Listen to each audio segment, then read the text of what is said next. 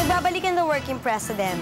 Sa kabila ng mga pangyayari ngayon sa rehiyon ng Mindanao, patuloy ang pamahalaan sa pagpapatupad ng infrastructure programs doon. Ito ang tinatawag na SONA Strategic Growth Projects. Alamin natin kung ano-ano ang mga proyektong ito sa Approve.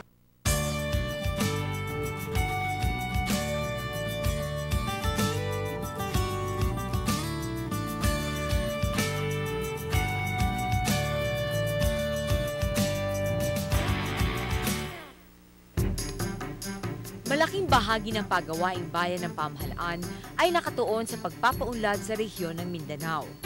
Bagamat may mga suliraning pangkapayapaan sa ilang lalawigan ng Mindanao, hindi naman ito nakapigil sa pagpapatuloy ng mga proyektong pang-infrastruktura na pangunahing kinakailangan upang mapaunlad ang isang lalawigan.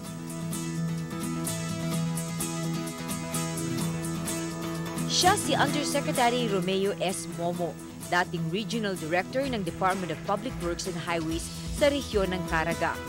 Sa kanyang pagkakatalaga bilang Undersecretary ng DPWH Mindanao Operations, sinisikap ni Yusek Momo na siguraduhing tuloy-tuloy ang mga SONA Strategic Road Projects ng Panguluhang Arroyo sa utos na rin ni Secretary Hermogenes Ebdane Jr.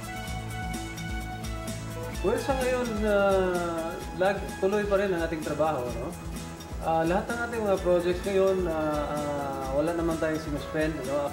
Active ang lahat natin ng project. Nasususpend lang ang iba kung masamang panahon. But in general, lahat ito ay tuloy sa ngayon.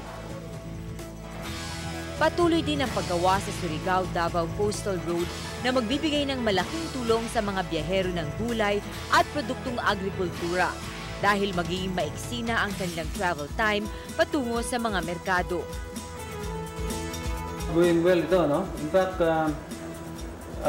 yung napuntahan natin halos lahat na to, yung napuntahan natin lahat ay completed na. At nag-uumpisa na naman kami sa mga bagong packages, no? There are 6 new packages na ongoing sa ngayon. At ito ay on track pa rin. Ano? When I say on track, it means that the accomplishment is as scheduled, on schedule. At most of these contractors has complete equipment in the field already. So, although ang may problema ng konti dahil ang ulan, no? Yung Surigao kasi, yung Surigao-Davao, wet and very wet yung weather condition doon. Sa ngayon, wet pa, no? So, meaning there are times na makatrabaho tayo. Majority of the time makatrabaho tayo, but there are times also na hindi tayo makatrabaho. Sa bahagi naman ng Zamboanga del Norte at del Sur, patuloy ang proyektong Zamboanga West Coast Project. Well, yung Zamboanga West Coast Road, this is a total of 3.5 billion project. Package ito, 19 packages. This will connect the west coast side, the western part of Zamboanga, no? Yung Siucon, Sirawai section, ano? Ito ay ongoing, may ongoing dito sa mga packages na ito, but there are 3 packages which is yet to start, ano? Ang dahilan nito dahil ito ay na-situated, itong packages na ito situated mainland, ay in between, meaning kasi hindi pa passable, hindi pa ito connected. So yung nasa gitna, hindi ito nila mapasok, maliban kung magbabarge pa sila, no? So sa ngayon, nagko-contact pa sila mga barge to transport their construction equipment to that packages. Matatapos na rin ang bagong bypass road project sa bagong Magsaysay Bridge sa lungsod ng Butuan, kung saan makapagpapaluwag sa daloy ng trapiko sa sentro ng lungsod. Actually, passable na yon, but hindi pa talaga ito nag-connect doon sa existing national highway, no? Yung Butuan, Cagayan de Oro Road, hindi ba ito siya nag-meet?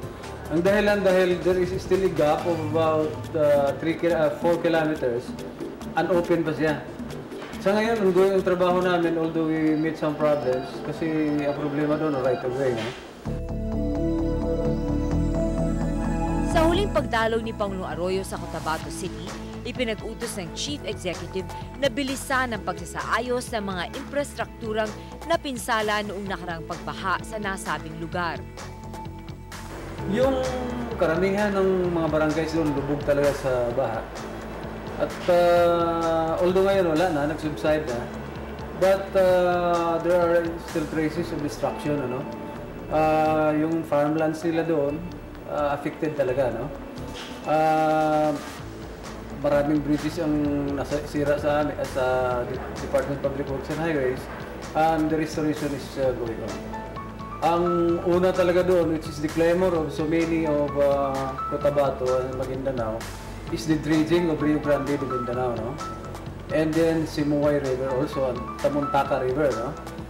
And besides, yung upper portion ng Rio Grande de Mindanao, starting from Sultan Kudarat down to Rio Grande to Libuasan Marsh, no? Kailangan daw din nila na ma-dredge yung mga silted portion to avoid floodings in the future.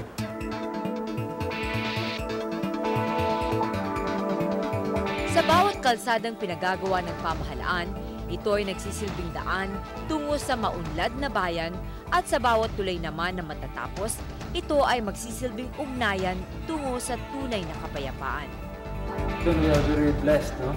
We are very thankful to the administration for the assistance extended to us, no? Lalo na sa Mindanao. I think for the first time this is the year, 2 years ago, or the time when Mindanao received a bulk of funding, no, for Mindanao, and there is really total